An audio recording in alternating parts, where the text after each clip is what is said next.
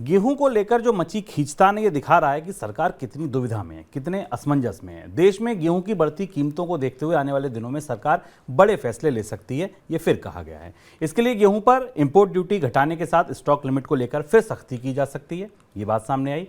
इस साल सरकार ने जितने गेहूं का उत्पादन का अनुमान लगाया, बाजार में वैसी सप्लाई नहीं दिखी। इस साल 11.27 करोड़ टन गेहूं पैदा होने का अनुमान है और इसमें 2.62 करोड़ टन गेहूं सरकार ने खरीदा है। करीब 1 करोड़ टन मिलों और स्टॉकिस्ट के पास है। किसानों ने अपनी ज़रूरत के लिए 3-3.5 करोड़ टन गेहूं लगभग रखा होगा।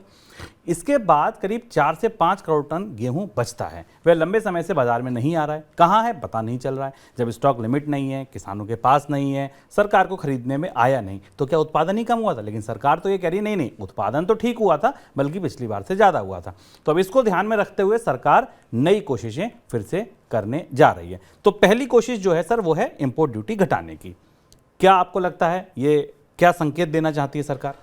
जैसा शुभम ने आपको विस्तार से बताया, गेहूं को लेकर सरकार दुविधा में फंस गई है। उत्पादन और आपूर्ति के आंकड़े में बड़ा अंतर है। उत्पादन का आंकड़ा कुछ और बता रहा है, बाजार में आपूर्ति में करीब 40 मिलियन टन गेहूं की गैप दिखती है, वो कहीं नहीं दिख रहा है। और ये माना जा रहा है कि वो प्राइवेट लोगों के पास, प्राइवेट होल्डिंग में गेहूं मौजूद है जो बाहर नहीं आया सरकार बाजार में बिकने के लिए, और उस वजह से बाजार में कीमतें ऊंची बनी हुई हैं। आटे की कीमत फिर बढ़ने लगी, गेहूं की कीमत पिछले 1 साल से लगातार बढ़ी हुई। और इस स्थिति में सरकार को एक ऐसा फैसला करना पड़ रहा है जो भारत की अर्थव्यवस्था के लिहाज से आमतौर पर चौंकाने वाला ही होता है। और वो फैसला ये है कि क्या भारत को अब गेहूं का आयात करना पड़ेगा। तो गेहूं का सीधा आयात करने से पहले सरकार एक दूसरे विकल्प पर विचार कर रही है, वो गेहूं पर इंपोर्ट ड्यूटी कम करने का है। शायद आपको पता हो कि भारत में गेहूं का निर्यात आयात आमतौर पर हतोत्साहित किया जाता है। ये माना जाता है कि सरकार ये नहीं चाहती कि भारत में गेहूं का इंपोर्ट हो डिस्करेज किया जाता, इसलिए गेहूं पर करीब 44% की इंपोर्ट ड्यूटी लगती है। और गेहूं के चूँकि आयातित गेहूं महंगा है, भारतीय किसानों के प्रोत्साहन के लिए उन्हें मदद देने के लिए ये ड्यूटी लगाई जाती है, ताकि भारत के लोगों का गेहूं ही भारत में बिके। लेकिन अब नौबत ये आ गई है कि गेहूं पर इंपोर्ट ड्यूटी घटाई जाएगी। सरकार के पास शुभम 2 विकल्प हैं। एक विकल्प यह है कि सरकार सीधे गेहूं का इंपोर्ट खोले, गवर्नमेंट टू गवर्नमेंट बेसिस पर रूस या ऑस्ट्रेलिया या कनाडा जैसे किसी देश के साथ समझौता करे, और ये जो करीब 4 करोड़ टन के आसपास की गेहूं की कमी है, इसको पूरा कर ले मंगाकर। और दूसरा तरीका यह है कि सरकार देश में इंपोर्ट सस्ता कर दे, गेहूं का आयात सस्ता कर दे, जिससे कि व्यापारी जिनको बाजार में गेहूं नहीं मिल रहा है, जो बाजार में गेहूं की आपूर्ति नहीं हो रही, उसे वो अंतर्राष्ट्रीय बाजारों से खरीद कर ले आएँ। दोनों ही परिस्थितियों में अगर सरकार अपने लिए गेहूँ खरीदेगी तो वो सरकार के भंडारों में रहेगा, और FCI के ओपन मार्केट सेल के जरिए गेहूं बाजार में छोड़ा जाएगा और आपूर्ति बढ़ाकर कीमतों को साधने की कोशिश की जाएगी।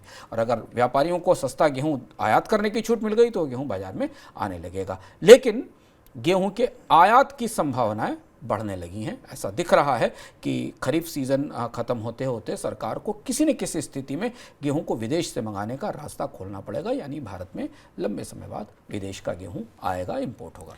अब इंपोर्ट से बात करते हैं सर, दूसरी बात स्टॉक लिमिट सरकार कह रही है, यहाँ क्या तैयारी है?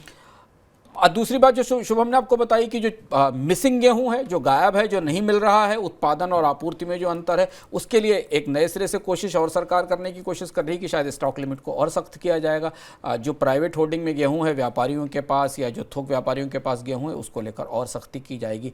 बुनियादी मुद्दा वही है कि बाजार में जो मांग और आपूर्ति का अंतर है उसे पूरा करने के लिए गेहूँ प्राइवेट होल्डिंग से बाहर निकल कर आए, और अगर वो आएगा तो कीमतों में कमी की जाएगी। लेकिन फिलहाल अभी इस तरीके के सीधे दखल का कोई बड़ा फायदा नहीं हो पाया, क्योंकि गेहूं का बाजार अन्य फसलों के तुलना में, अन्य कृषि उत्पादों की तुलना में थोड़ा दूसरे तरीके का बाजार। इसमें बहुत सारा गेहूं सब्सिस्टेंस फार्मिंग से आता है, लोगों ने अपनी खपत के लिए रोक रखा होता है। पर यह बात सही है कि पिछले साल रबी के मौसम के दौरान, आप तो मनी सेंट्रल में देख रहे होंगे, हम आपको बराबर बता रहे थे कि सरकार की तमाम कोशिशों के बाद भी मंडियों में गेहूं पहुंचा नहीं था, किसानों ने गेहूं नहीं बेचा था। तारीख भी बढ़ाई गई थी, हर तरीके का गेहूं भी लेना शुरू हो गया था, लेकिन उसके बाद भी मंडियों में उतना गेहूं नहीं पहुंचा था। ये बात तो सही है।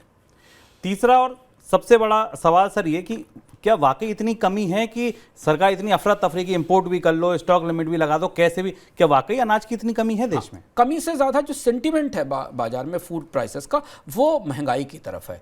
अब अभी हमारे सामने खरीफ की फसल है, पर खरीफ की फसल में उत्पादन कितना होगा, पैडी की ईल्ड कितनी होगी, इसको लेकर तमाम बहसें जारी हैं, क्योंकि सरकार के पास खुद ही आंकड़ा नहीं है। बुवाई का बाढ़ है, सूखा है, सामान्य मानसून नहीं है जैसा पिछले सालों में होता था। तो इसलिए अगर मान लीजिए पैडी का उत्पादन या धान का उत्पादन पिछले पिछले साल के अनुमानों से या सरकार के अनुमानों से नीचे रहा और गेहूं की कमी पहले से मौजूद है तो खाद्य उत्पादों की महंगाई और ज़्यादा भड़क सकती है। हमने कल आपको बताया कि क्रिसिल ने कहा कि सितंबर तक महंगाई 6% से ऊपर पहुंच जाएगी। ये चुनाव का भी साल है, कई महत्वपूर्ण राज्यों में चुनाव और उसके बाद बड़ा चुनाव है। दूसरी महत्वपूर्ण बात ये कि एल नीनो का असर अब शुरू होगा और माना जा रहा है कि एल नीनो का असर अगले 2 साल तक रहता है आमतौर पर इस मौसम के बदलाव का, तो रबी की फसल पर भी इसका असर कहीं ना कहीं दिखेगा। इन दोनों परिस्थितियों में खाद्य बाजार में अनाज की आपूर्ति को सुरक्षित करने के लिए सरकार को ऐसी कुछ कोशिश जरूर करनी पड़ेगी, पर जिस तरीके की अफरा तफरी दिख रही है उससे लग रहा है कि अनाज की महंगाई को रोकने के लिए सरकार को अपनी नीति में कुछ बड़े बदलाव करने पड़ सकते हैं।